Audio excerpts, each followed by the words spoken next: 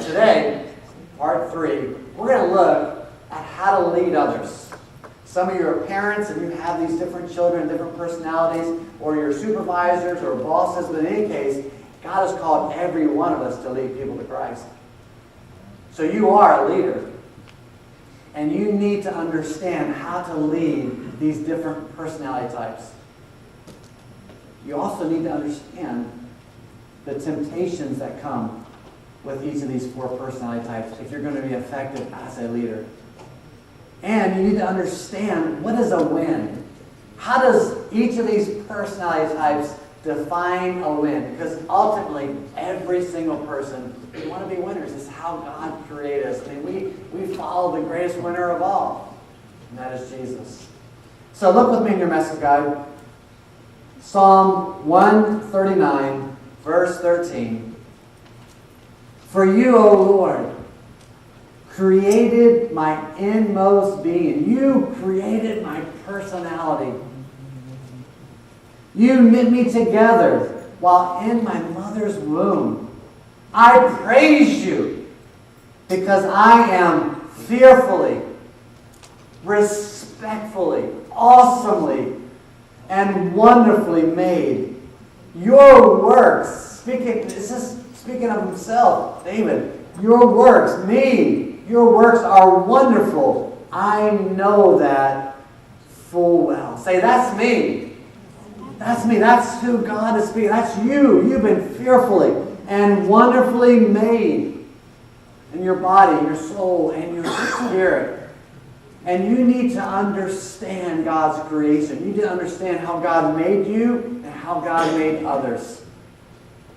Your personality is the expression of your soul. It's not your soul. Your soul is you.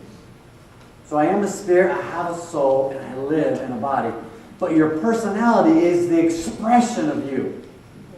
Your personality will determine how you think, how you solve problems, how you process information, whether you are detail-oriented or whether you are more big-picture-oriented. Your personality will determine how you feel, the things you love, the things you hate, the things that you think are funny, the things you laugh at, the things that you think are sad, the things that you cry at, the things that are important, the things that are just downright stupid. The things that you fear are determined by your personality. And the person that you're sitting next to are going to think some of the things I say are really funny, and you're going to laugh at them. You're going to laugh at them. That's not funny. We laugh at that. That's not funny. And then you're going to be laughing. What are you laughing at? You're going to think different things are funny, or different things are stupid. It's how God has designed you, and you need to embrace that, and you need to embrace the others if you're going to be effective as a leader. Also, how you act. Your personality is going to determine how you act. How you relate to people is determined by your personality. Who you will marry if you're not married yet. Or who you did marry, because you're going to marry your opposite. Who you hang around as your friends. For the most part, you're going to hang around others who are like you. Otters like to hang around with other otters. Golden retrievers like to hang. It's just how you beavers, you want to get things done. And you lions, you like being around other lions, and yet you're going to vie for who's going to be top lion. But for the most part, you like to hang around because birds of a feather flock together. So for the most part, you're going to choose friends that are very similar to you. They're either going to have as their dominant or they're less dominant of one of those two. But you're going to have something in common personality-wise. But marriage-wise, not. Because you're going to work best with people who are opposite of your personality. And somehow, intuitively, we know that this marriage is a union, and we got things we got to get done. Not just, you need to be friends, and that's why you're gonna marry opposites. So after the first service, I was talking to a couple, and they said, we are so absolutely opposite. And we've spent much of our marriage focusing on what the other person didn't have, the negative, because that's my strength. The reality is that's why you married them, because you need them. But what will happen over time is they'll begin to irritate you. And they'll begin to wear on you. Because you got to live together. But you need each other because you make a great team. I saw that so clearly in the Golden State Warriors. Now you guys may not know this, but I love basketball. Did y'all know that? And the greatest basketball player is Michael Jordan of all time, right? LeBron James, a great player. Michael Jordan, let's just go ahead and say it. If I said it up here, it is the gospel truth. Just saying. So I love basketball, and I love watching the Golden State Warriors. They're not Chicago Bulls, but I love the Golden State Warriors.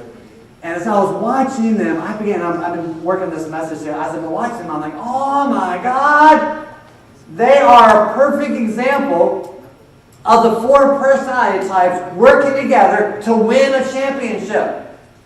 Your lion is Draymond Green. He gets all the technical fouls. He gets in everyone's faces. He's very emotional. He often looks like he's angry. He's a lion. He wants to take charge. He wants to know another team who's scoring. I will stop him from scoring. I'll do whatever it takes to win. That's a lion. A lion takes control. They'll do whatever it takes to win. They don't care if anybody likes them or not in the process. They just want to win. And then you have Steph Curry, your otter, the greatest shooter of all time, your three-pointer. It's not enough that he just scores, but then he's got to do the shimmy. You know, he's got to go 1, 2, 3. You know, he's got to do a little bit of dancing after he makes it. You know, he's an otter. He just wants to have fun. He wants to play, and he wants everyone to look at him. Look what I just did. Yeah. And he'll watch it. 10 seconds later, he's still watching it. You know, that's Steph Curry. He's an otter. He just wants to have fun. And then there's that faithful golden retriever, Klay Thompson. Whenever the commentators talk about Klay Thompson, they always say this. If Steph Curry is off or if Kevin Durant is off, then Klay Thompson steps up and fills in and makes the shot when they need to. That's what golden retrievers do. They don't want to be in the forefront. They don't want all that. They don't line to take charge. But when they see there's a need, they're great support. When they see that, they'll step in and they'll take the great shot. They'll take over if they need to. That's Klay Thompson. And afterwards, he doesn't do the shimmy, you know. He's not going 1, 2, 3. He's like, oh yeah. Just goes on, next play. And then Kevin Durant, the Beaver, right? Kevin Durant, they call him the assassin. The assassin. Game 3 is a close game. Could go on either way. Kevin Durant got the ball, just a few seconds left. And I'm like, come on, shoot the ball, man. I'm the lion. I want to tell him what to do. Shoot the ball, man. Good time. Give yourself. You know, I'm lions. I want to take control. I'm going to tell people what to do. And so Kevin Durant, he's just a Beaver. He knows exactly what he's going to do. He's had planned 5 years ago. He had this moment planned 5 years ago. He already got strategy, everything. So he finds his place in the court, 200 yards away from the basket. This is what he looks like after he made the most important shot of the series.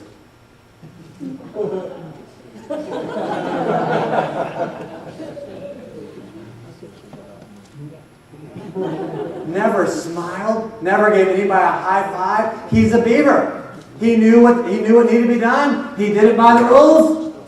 He sat down. That's what Beavers do. They don't smile. And by the way, as a Beaver, from a lion, Beaver, lion, depends what day it is and who I'm around. I just want to say this to you people. If we Beavers don't feel like smiling, leave us alone. You otter and golden retriever people who like to smile, and you people. Just leave us alone. We'll smile when we want to. We'll smile when it's appropriate to smile. It's always appropriate to smile. But otherwise, leave us alone. That's an honor.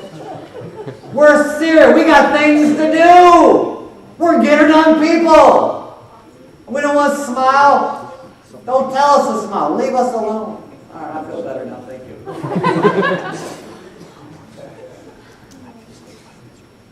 Proverbs 16:22. Understanding is a fountain of life. Understanding. Over and over and over again, it says in Proverbs that understanding is the beginning of wisdom. Wisdom is knowing how to lead life in a way that you're going to prosper, you're going to do well, you're going to be happy. It begins with understanding. Understanding is a fountain of life to those who have it. And what that's insinuating is that some what? Don't have it. You know what we call those people? Idiots. Sorry, so stupid. So it's something that you have to attain. Something that it doesn't necessarily, now maybe for some it may come more natural, understanding. They're more people persons. But understanding is a fountain of life, and you have to achieve it. You have to attain it. You have to do something about it. You have to learn. You have to say, okay, yes, I've been fearfully and wonderfully made. I need to understand me, but I also need to understand Mickey and how he works, how God has made him.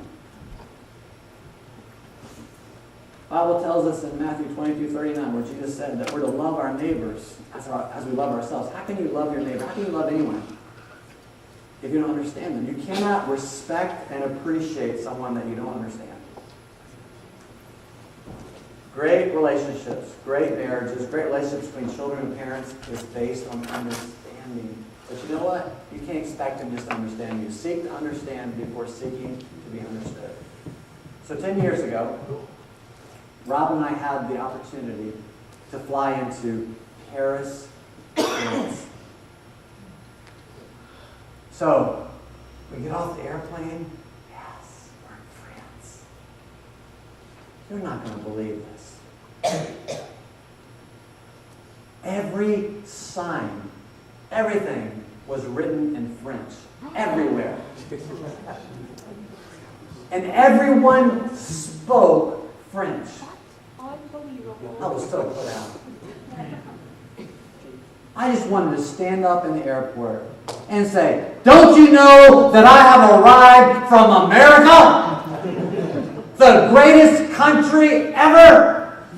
And we speak English. Why are your signs not in English? I can't understand this. And stop speaking French. Parlez-vous français? No. Speak out English so I can understand you. Now, wouldn't that be really stupid?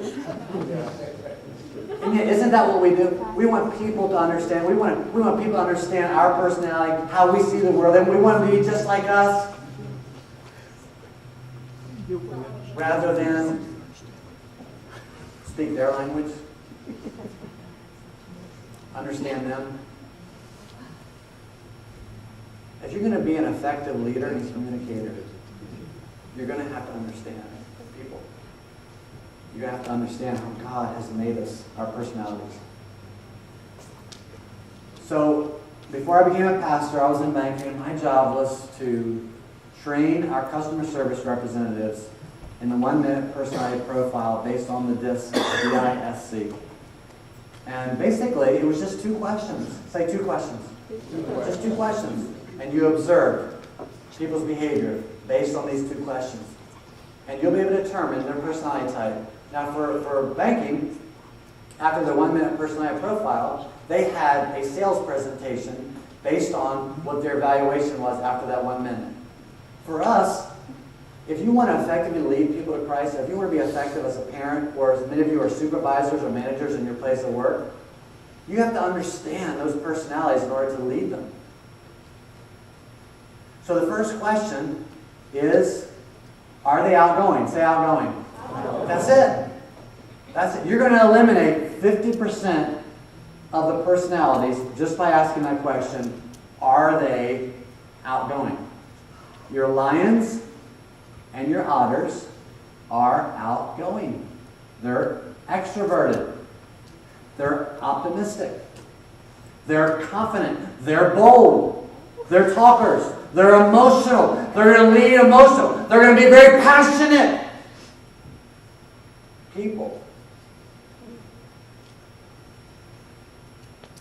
And then you're going to have the more reserved people who are more guarded. They have the emotions. But unless you do something really bad, you're not going to see them. But if you do something really bad, you'll see that golden retriever can bite. especially if you mess with their family. But your golden retrievers and your beavers are more reserved, more passive. They're more pessimistic. They're introverted. The second question you need to ask is, are they people-oriented or are they task-oriented? Your otters and your golden retrievers, they just want to have fun. And if they get things done to process, yay! But they just want to have fun. They want to play. And they want to play with others. They're very social. They're social-centered. They're about people. Your lions and your beavers, they want to get things done. And for the most part, they want to do it alone, unless they need you to get things done. And then they'll tell you, especially the lion. He won't just tell you, but he'll tell you. He won't give you a choice. So your lions and your beavers, they're tasked. Your otters and your golden retrievers, they're your people-centered people. You're social. They can do with others. So as you think about personalities, if you meet someone, ask yourself, are they outgoing? Are they extroverted? Do they come across confident? Are they quick to speak? Are they quick to talk? Well, they're lion or otter. Second question, well, are they more people-oriented or are they more task-oriented? If they want to get right to it, they're a lion. But if they tell you a joke and they want to be your friend, they're an otter or a golden retriever. And then from there, you can begin to lead them. So let's look at what is your personality 3? How to lead people. That's what Jesus has called us to be. He's called us to be disciple makers, to lead others. So number 1, we're going to look at the lion. So up to now, in personality 1 and 2, we looked at presidents and famous people because we wanted to give you a picture of what these personalities look like. So today, it's going to be fictional characters that represent these personalities. So these are the lions. These are fictional character lions. The lion is a born leader. The lion will act. The lion, if no one else is leading, if no one else is taking control, a lion will. Now, if any of you had a child that was a lion or a high D personality type, a choleric child, you know what I'm about ready to say is true. When they were a toddler and they were in their bed and they were holding on to those bars, they were plotting how to take over this family. And they knew it was just a matter of time. And if they looked outside of those bars and they saw a couple golden retriever parents, they knew it would be quick. If they saw a beaver or an otter, they knew it may take a little bit more time. But if they looked through those bars as a toddler and they saw a lion on the other side, they're thinking, you're an old lion. I am on my way up, and it's just a matter of time, and I'm going to take over.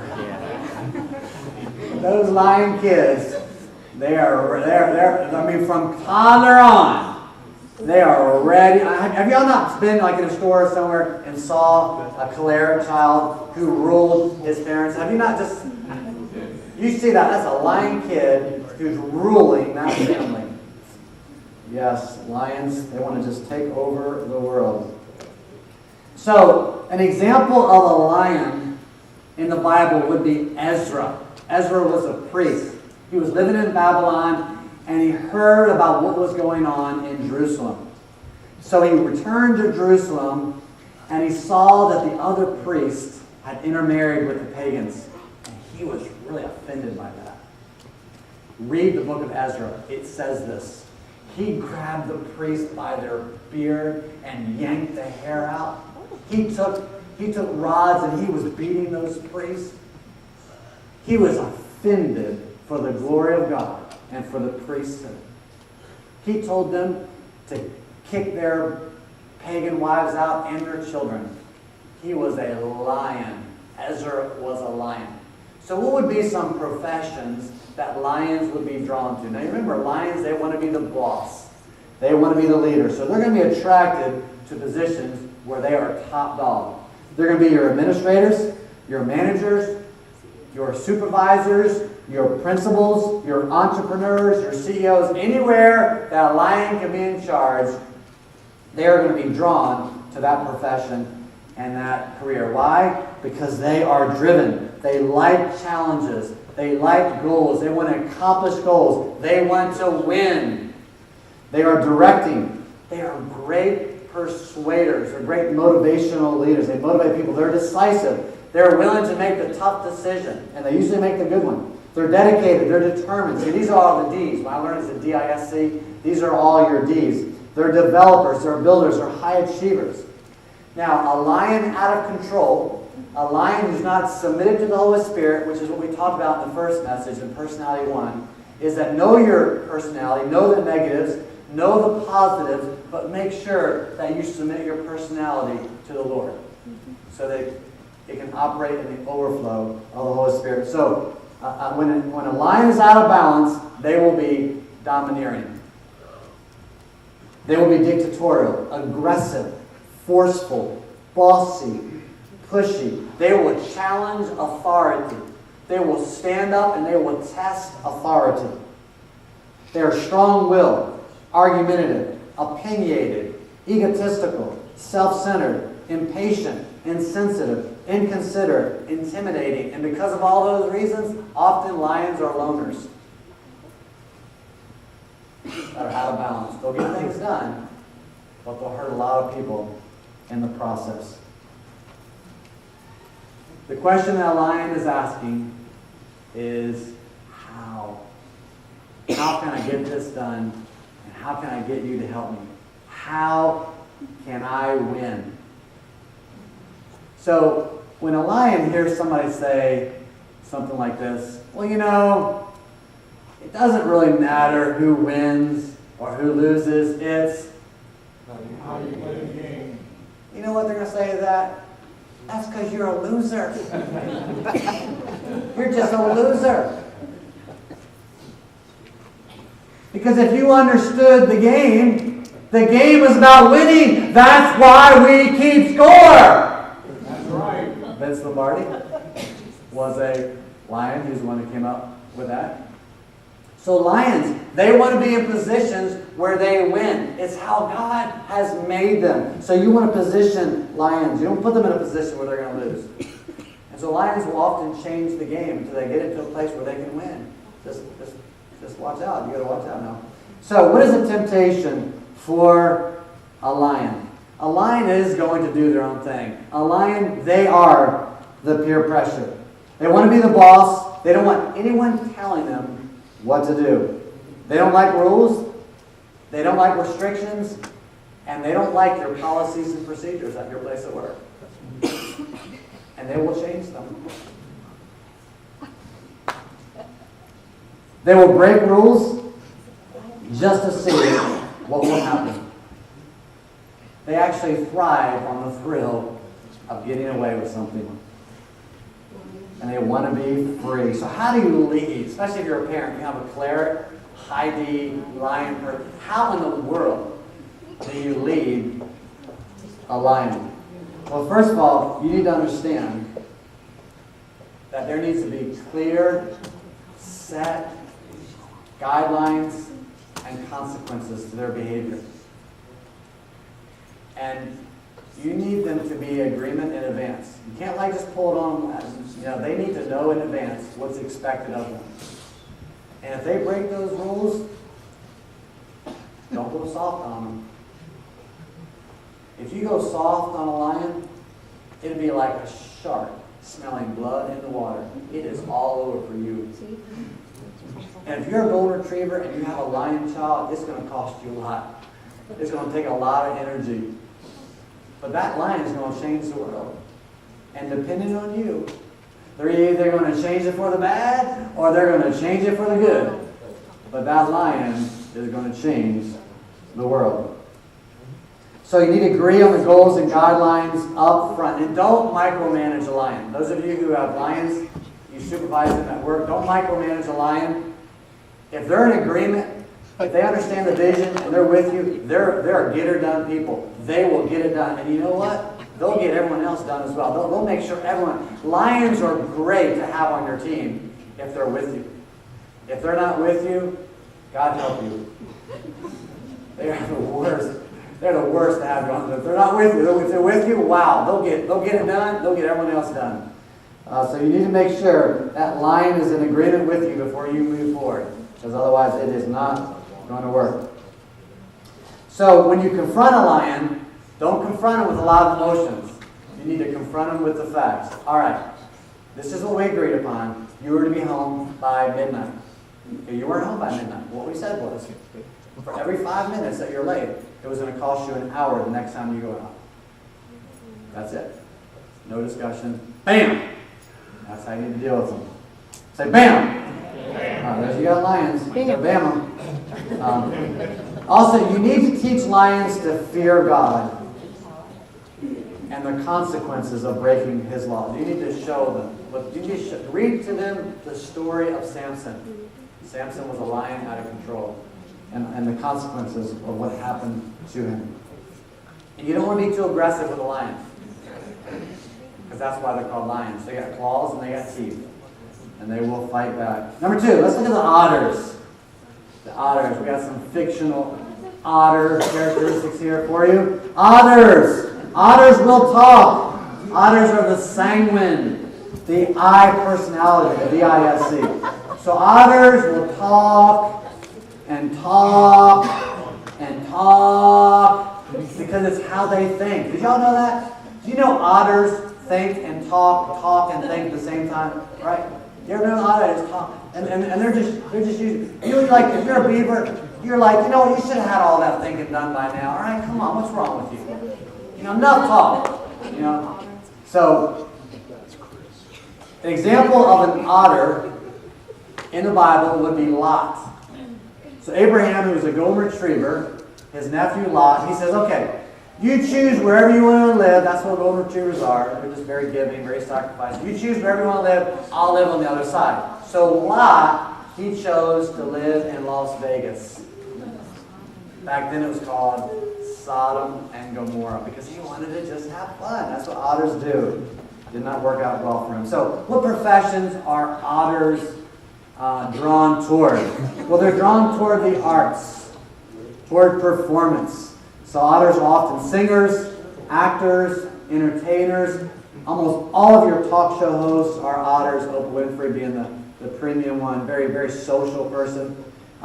They would be drawn to being a professional speaker or teacher, college president. They also are your entrepreneurs and your CEOs. Like the lions, they want to be the boss. They want to be the top guy, but for a different reason. Not necessarily to get something done, but to look good while they're doing it. So, with an otter, concerning winning, an otter definitely wants to win. But they want to look good as they're winning. And they want the MVP. They want to be recognized for winning. A lion really doesn't care if they're recognized. The lion's the MVP, great. If not, as long as that lion got that trophy and he's a winner. But your otter, he wants to look good while he's winning because they're inspiring. These are the eyes, the I-S-C. The eyes, they're influencing. They're interactors with people. They're enthusiastic. They make friends easy. They're expressive. They're very colorful. So you'll see otters by where the clothes they wear. They're very colorful. They want to stand out. They're also very curious. And they're creative. They're charming, charismatic. They're outgoing, optimistic. They're energetic, fast-paced. They're witty, friendly, generous, persuasive. They're popular. Otters have a lot of friends, and they're friends with their friends' friends. Otters are the ones on Facebook that keep track of how many friends they have. They want to know how many people are they influencing. They're popular, they're persuasive, they're generous, they're the life of the party. You can tell an otter right away because they'll begin telling stories and telling testimonies. And if they're Christians, they always want to tell testimonies about what Jesus has done. They're great motivational leaders. But otters out of balance, otters out of control, can be impulsive. These are the other eyes. These are the negative eyes of the DISC of an otter. Impetuous, irresponsible, irrational, insecure, emotional. Otters are very emotional. Hyper. They can be restless, undisciplined, forgetful, disorganized. An otter out of control is always late. They can become silly to the point of obnoxious, overconfident, egotistical. They are the ultimate crowd pleaser, so they will exaggerate all those stories that they are telling. And their favorite question is, who? Who can I get to look at me? That is an otter. They're very showy. The temptation for an otter, therefore, is, look at me, look at me. And because of that, they will be risk takers. If you have an otter as a child, you've got to be able to, you got to watch that otter. You got to have a leash on that kid, because they are the risk takers, they're the thrill seekers. They want to have fun, and they want everyone to watch them. So you got to watch out. They're driven by their emotions. They have a short attention span. They get bored easily. They'll start a new project, get bored with it, start another project, get bored with it. They'll have 3 or 4 projects going on, and they won't have finished any of them. So how do you lead an otter? Or how do you parent an otter? For those of you who have otters as kids, or if you're a supervisor or manager and you have an otter on your team, you need to help keep them focused on the task at hand. Keep the vision in front of them. This is why we're doing what we're doing. Otherwise, they'll get bored with it, they'll get distracted, they'll start doing other things, and they'll distract everyone else as well. You need to make it fun for them. And you need to admire them. It's how God has made them. You need to compliment them. And you need to spend quality time with them. Your otters and your golden retrievers. So if you're a parent or a manager of otters or golden retrievers, you task people, you lions and beavers, who want to get things done. Well, that's not how your otter. They'll want to get things done with you. They want you to know them. They want you to know about their family. They want you to know about their feelings. They want you to know what's going on inside them. And they want to develop a friendship with you. So quality time. So as parents, you need to become the best friends of your otters and your golden retrievers. You need to capture their heart. Let's look at our golden retrievers. Here's your golden retriever fictional characters. Your golden retrievers, they care. Your golden retrievers, they like to watch and observe to see if you're safe, if you're a safe lion. All right, especially the golden retrievers can smell out the lions from a mile away. So what they're going to do is they're going to decide, are you a safe lion or are you a bad lion? And so they'll want to know what kind of lion you are, because they have the lowest key personality. They're very low key in their personality. So in terms of winning, a golden retriever wants to win. All right, they definitely want to win. But even more important than winning for a golden retriever, it's all about the friendships that you make while you're winning. It's about the camaraderie. It's about the team. A biblical example, someone in the Bible who would be a golden retriever would be Nehemiah. Nehemiah was the butler to the king, and he was living in Babylon. He heard about Jerusalem, the walls being all torn down, and the people in Jerusalem weren't safe. So he left his comfy job, his easy job, prestigious job as a golden retriever to go back to Jerusalem to make sure that the walls were built around Jerusalem so that the people would be safe. Golden retrievers, they want to make sure that you're safe. Golden retrievers, they want to take care of you.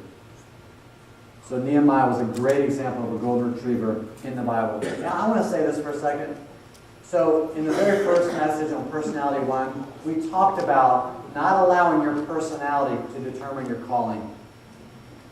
There are great examples of personalities of golden retrievers and beavers. The more reserved, not necessarily the outgoings like your lions and otters, but the more reserved, who were great leaders in the Bible. I just mentioned two: Abraham, the golden retriever; Nehemiah, Moses, great leaders; Ezra, so was a kind of lion beaver, but God can use any personality. So your personality should not determine your calling. Your personality will enhance your calling. Your calling comes from God. So what are some jobs, what are some employment positions, career choices that a golden retriever will be drawn toward? Well, you're going to have a lot of counselors, social workers who are golden retrievers because they're great listeners. They're empathetic. Also, restaurant servers will be golden retrievers. Secretaries, clerks, any kind of support staff, because golden retrievers are happy to help. They're the first to volunteer. So your golden retrievers, these are your S's. They're your safety seekers. They're steady, stable, status quo. They're the security. They want to serve. They want to be supportive. They're submissive. They'll follow. They're more relaxed. They're very likable. They make friends easy, very similar to otters. They're loyal. They are dependable. You can count on a golden retriever. They make great friends. They're family-oriented. They're modest. They're not showy like otters. They don't draw attention to themselves. Friendly, easygoing. They're kind. They're empathetic. They're diplomatic. And they love to preserve unity. They're peacemakers, either in a family, in a church, whatever, but they want to preserve unity. Now, a golden retriever, out of bounds or out of control, will be a people pleaser. They'll compromise even their own values, their own personal convictions and beliefs. They can become possessive to the point of suffocating those that they love. Codependent, will they'll rescue people from the consequences of their decisions. They can become fearful. Golden retrievers can be driven by their fear. They also are driven by their feelings. They have emotions, but they'll hide them. But they're led by their emotions often. They can be stubborn, passive-aggressive. They will resist change unless it's very clear and you set it out before them, give them plenty of advance to make the adjustments, to be able to give any kind of comment about it. They'll follow change, but for the most part, they'll resist it unless they understand it, and they'll hold it in advance. Golden retrievers can become indecisive, unmotivated. They can kind of step back and be a spectator. That's why golden retrievers often will watch and observe. And their question they ask is, what? What would you like me to do? How can I come along? What can I do to help you? The temptation of a golden retriever. If you have a golden retriever as a child, you got to watch those otters and lions, because they will give in to the peer pressure. Golden retrievers, they don't like conflict. They don't like to go against the crowd. Their tendency is to give in to peer pressure, so you need to make sure that the correct peer pressure is in the life of your child, because they are followers. They want to fit in. They will break the rules. They will break their own convictions if it's going to go against the crowd, if it's going to make them stand out. So you need to make sure that they are more loyal to you and to the Lord than they are to their friends. That they're more concerned about letting you down and letting God down than letting their friends down. Because golden retrievers, they want to please. It's in them to please. So golden retrievers will often give in to the crowd, give in to peer pressure, do things that they know are wrong. They'll get involved with sex with a boyfriend or girlfriend, even they don't want to, because they want to give it, they want to go along, they just want to please people. They'll do drugs, drink, smoke, whatever. So you got to make sure that you capture the heart of your golden retrievers, so they'll have the inner strength to say, no, I'm not going to do that. And it's very hard for a golden retriever to say no. They are, for the most part, yes people. So how to lead or how to parent a golden retriever. Turn their strength, which is their loyalty, to you, and most of all, to God. Capture their heart. All right, let's look at our last personality, the beaver. Your beaver will study. Nikki? Your beavers, they like lists and charts and graphs and facts and figures and formulas. They love numbers. Does that remind you of anybody? Nikki? No? No? For those of you who've been to leadership meetings and Nikki and Aaron have been leading us, you'd understand exactly what I'm talking about. Which are awesome. We need them. We need you, beavers. I know. So the beavers, they will study. They believe they're right because they've done the study to make sure that they're right. So that saying, it's not whether you win or lose, but it's how you play the game. Guess who made up that? The beavers. The beavers are the ones that made that up. It's not whether you win or lose, it's how you play the game. Because if you win and you don't play by the rules, if you're a cheater, you didn't really win.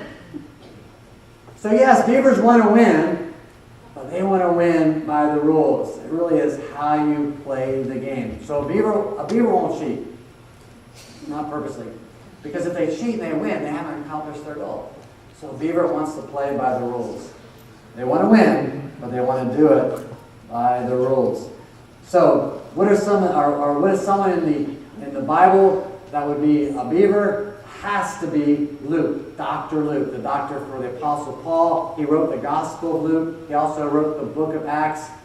The book of Acts has been used by archaeologists more than any other book for finding people in history and places in history. It's been a huge archaeological resource or document to show the validity of the Word of God. Because Luke is so meticulous as a beaver. God uses all the personalities. So, what are some personalities that a beaver is going to be drawn to? They will be your inventors, your engineers, your accountants, your architects, your computer techies, and also your police officers. Why? Because they want to make sure that you follow the rules as well. Now, you'll have golden retriever police officers as well because they want to protect you. But if you get pulled over by a beaver, and you ask for mercy, they're going to be like, you know the speed limit, you saw the sign, it's the golden retrievers. You tell them a sad story, have a few tears, they're the ones. Oh yeah, we just want to keep you safe, that's why the speed limits are there. Your beavers, BAM! You sped! You get a ticket! Now lions will also be attracted to police officers because they want the power, they want the authority. A lion police officer is dangerous. I just want to say that if they're out of bounds.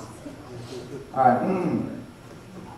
So these are the C's that describe the beaver personality type, the melancholy. They're compliant, cautious, conservative, contemplative, conscientious. They're logical, organized, analytical. They're accurate. They're precise. If you want something done right, ask a beaver. If you want to get something done, ask a lion. The lion will get it done. The beaver will get it done right. And the otter will have fun doing it. And the golden retriever will say, how can I help? It all works together. They're also goal-oriented, like lions. They're serious, so don't make them smile. Beavers aren't your smilers. Leave them alone. Let them be beavers. They're thinking. They're serious. They're self-disciplined. They're self-sacrificing. They're neat and tidy. Everything has a place, and they know exactly where that place is. If you come to my house, by the way, you men in the house, say, hoo-up. You men in the house? Hoo-up. We're having a men's cookout at my house this Wednesday at 7 o'clock. So I want to encourage you to come. We're going to have some playtime and some food. And so you know that if you hang around me long enough, I'm going to talk about 4 things.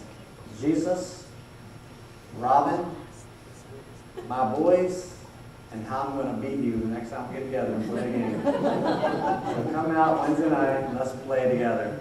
The ladies actually are going to be meeting right across the street at the Jones house. So if you come to my house, you're going to see my house is very tidy. Everything is in order. So I'm a beaver at home, and I'm a lion when I lead, or I'm a pastor, if that's what I need to be. So come on over. We'll have a good time. Your beavers are on time. Why? Because it's the right thing. They have a high sense of justice. A beaver out of control, out of balance, can be highly opinionated.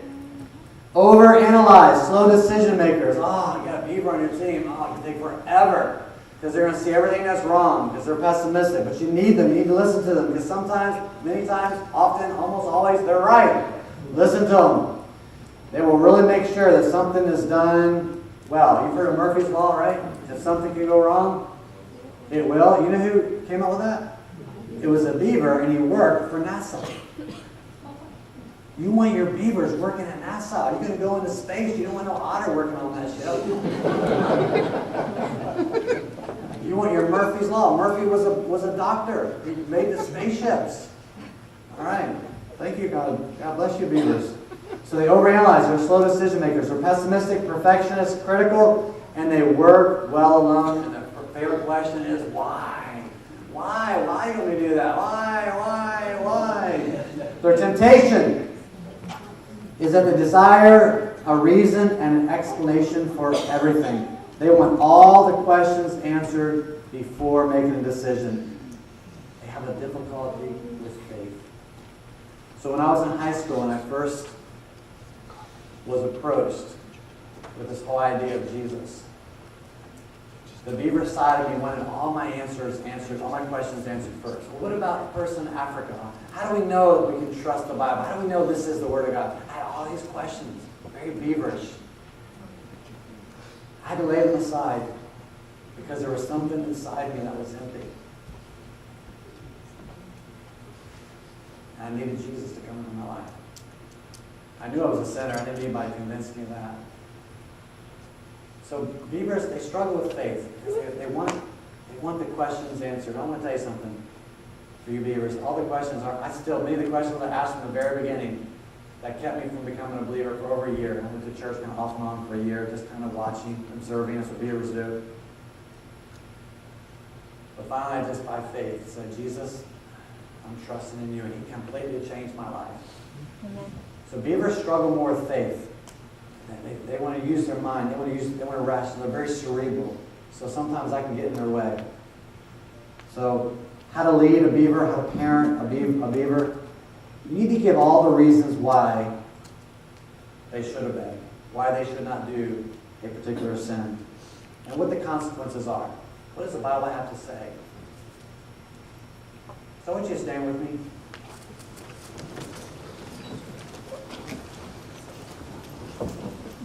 You have been fearfully and wonderfully made. God wants you to understand His creation. But this is really important what I'm about to say. God wants you to embrace His creation. God wants you to embrace you. God made you you. He didn't make you to be anybody else.